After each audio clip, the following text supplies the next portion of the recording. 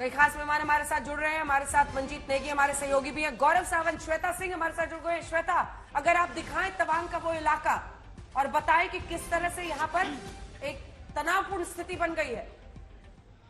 अंजना, देखिए, अभी आज तक ने एक विशेष भी वहां से एक पूरे बॉर्डर के बारे में जानकारियां देते हुए रिपोर्ट भी दिखाई थी। और आप देखिए, ये वही इलाका है, तवांग का ये इलाका, जो कि सीधे तौर पर जोड़ता है अरुणाचल प्रदेश को बाकी के हिस्से से। अब भूटान से लगती हुई ये सीमा है और इस ओर आप देख लें तो तिब्बत भारत की जो ये सीमा हो जाती है।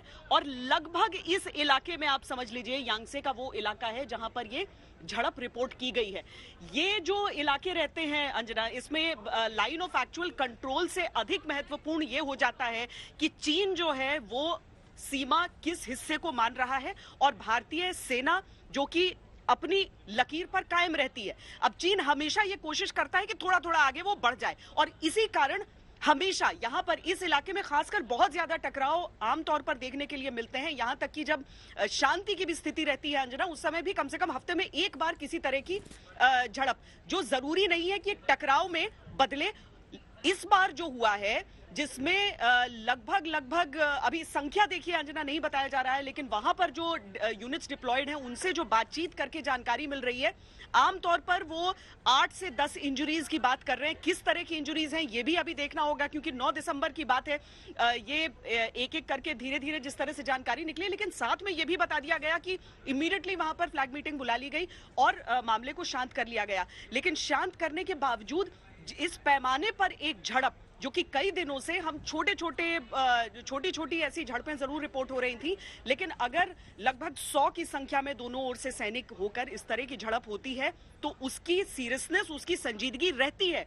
और तवांग के इस इलाके में, यानी कि या यूं कहें कि अरुणाचल की जो पूरा जो सीमावर्ती इलाका हो जाता है, जो तिब्बत भारत की सीमा का पूरा हिस्सा है, वहां पर इस तरह की जब भी पेट्रोल पार्टीज भारत की तरफ से और चीन की ओर से निकली होती हैं, रास्ते में इस तरह की झड़प की बातें सामान्य हो जाती हैं। लेकिन अगर इस पैमाने पर एक झड़प होती है जो टकराव में और एक धक्का मुक्की से थोड़ा सा आगे बढ़ते हुए हो जाती है, तो वहां पर स्थिति जरूर थोड़ी चिंता की बन जाती है। ये अमूमन डिस्प्यूटेड इलाका रहता है, चीन की तरफ से बहुत यहां पर कोशिशें रहती हैं और इस बार शांति की बात की जा रही है। इसीलिए हमें यह समझना चाहिए कि 9 तारीख को जो ये घटना हुई, उसके बाद से बैठक हुई, संज्ञान लिया गया और इस मामले को पूरी तरीके से शांतिपूर्वक सुलझाने का जो प्रयास है वो हमें बताया जा रहा है कि वो सफल रहा है। अंजना, ठीक है श्वेता, बने रहिए। गौरव भी हमारे साथ बने हुए हैं। मंजीत नेगी, 3 बड़े सवाल आपसे।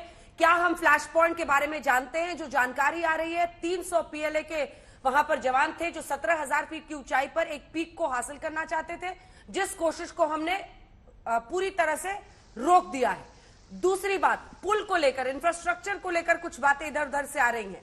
क्या जानकारी उस बाबत है? कितने लोग आमने सामने थे? किस तरह के हथियार फ्लैश किए गए? कितनी गंभीर चोट? तमाम जानकारी मंजीत। अंजना, पहली बड़ी बात इस बात की जानकारी मिल पा रही है कि चाइनीज जो पीएलए के सैनिक थे उनकी संख्या 300 या उससे ज्यादा थी और उससे ज्यादा बड़ी संख्या में हमारे सैनिक वहां पर तैनात थे। इसका मतलब यह है कि हमें इस बात की आशंका थी कि 17,000 फीट की ऊंचाई पर तवांग के इस इलाके में चाइना इस तरह की कोशिश कर सकता था, इसीलिए भारतीय सेना की पहले से तैनाती थी। और इस बात की भी मैं पुष्टि कर सकता हूं सेना के सोर्सेज से कि भारतीय सेना ने बहुत मुंहतोड़ जवाब दिया है। यानी कि 300 की संख्या जब उन्होंने इस इलाके में आगे बढ़ने की कोशिश की, उन्हें रोकने की कोशिश हुई और उसके बाद उससे ज्यादा बड़ी संख्या में भारत के सैनिक उस मोर्चे पर तैनात थे और उन्हें पीछे धकेला गया। इस बात की जानकारी नहीं है कि दोनों के बीच में गोलाबारी हुई है। और हमें याद है कि गलवान की घटना के बाद ये पहली बड़ी घटना है जहां पर दोनों सैनिकों के बीच में फिजिकल अटेम्प्ट हुआ है, भिड़ंत हुई है और उसमें दोनों तरफ के सैनिक घायल हुए हैं। लेकिन इस बात को ये जानकारी मैं आज तक के दर्शकों को दे सकता हूं कि ज्यादा बड़ी संख्या में चीन के सैनिक घायल हुए हैं। भारतीय सेना ने क्योंकि तैयारी थी, इस बात की आशंका थी और इसीलिए उन्हें मुंहतोड़ जवाब दिया गया। उन्हें पीछे धकेलने में भारतीय सेना कामयाब रही है। 300 से ज्यादा जो चीनी सैनिक थे इस जगह पर आगे बढ़ने की कोशिश कर रहे थे, उससे ज्यादा बड़ी संख्या में भारतीय सैनिक थे और उन्हीं की भाषा में उन्हें पीछे धकेला गया। और इस दौरान धक्का मुक्की में और जो दूसरे लाठी डंडे जैसे हथियार होते हैं उसके जरिए जो दोनों के बीच में भिड़ंत हुई है उसमें दोनों तरफ के सैनिक घायल हुए हैं, लेकिन ज्यादा एक तरह से हम कहें तो नुकसान चीनी सेना को हुआ है। तो ये एक बड़ी घटना गलवान के बाद अरुणाचल सेक्टर में चीन की तरफ से हुई है और इस बात की आशंका भारतीय सेना को पहले से थी कि लद्दाख के बाद चीन अरुणाचल में इस तरह की घटना को अंजाम दे सकता है। हालांकि 2006 के बाद से लगातार इस इलाके में अगर हम देखें तवांग के जिस इलाके में घटना हुई है, इस तरह की कोशिशें, इस तरह के अटेम्प्ट चीनी सेना से ने पहले भी किए हैं। बिल्कुल। और आपने ये खबर सबसे पहले दिखाई मंजीत नेगी, 7 बजे से लगातार इस खबर पर बनी हुई थी, जिस तरह के इनपुट्स आ रहे थे आखिरकार 7:30 बजे सबसे पहले आज तक ने अपने दर्शकों तक ये खबर पहुंचाई है।